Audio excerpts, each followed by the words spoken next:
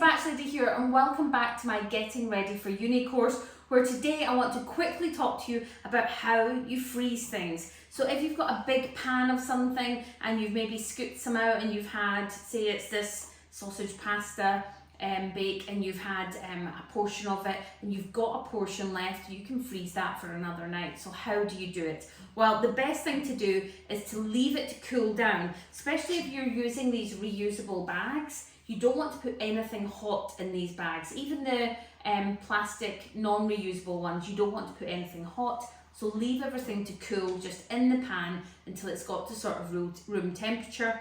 And then you just want to transfer it out into one of your bags. I'm using this bag stand here, but you can just hold the bag open if you want to. This just makes it slightly easier. And then you just want to leave it to completely cool, okay?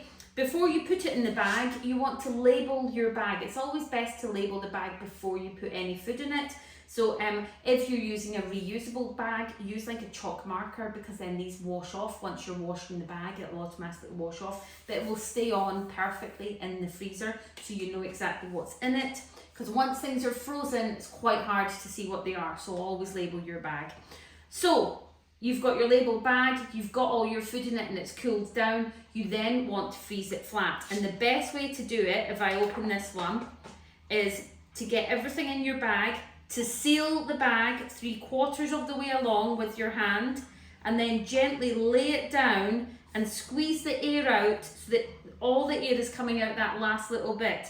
Once all the air is out it, squeeze it all the way across, and then you've got no air in it and it will automatically be flat like that, okay? It'll just stay flat, and then you can put that in the freezer just like that. Now obviously, if you put it in a full freezer and it's on top of things that aren't flat, it's going to freeze like this. You really want it to freeze flat, then you can stack them up like library books. Especially at uni, you've probably only got one drawer to go on, and you can just start to fill them all up so that you can lay them on top of each other like this, and they will all start to freeze like that. If you're doing a lot, like say you've got 10 bags, you don't want them all on top of each other because they won't freeze very well. So just make sure that they're all sort of separated. Put 4 in, wait till they're almost frozen. Then once they're frozen, you can stack them on top of each other and use the other plate spaces for the bits that aren't frozen.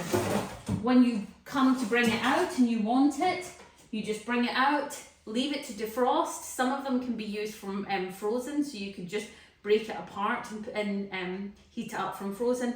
But if you want to just leave it to defrost, then you're just pouring it back into your pan or a microwavable bowl, heating it up, and you are good to go. It's that simple. Give it a go, batching for uni.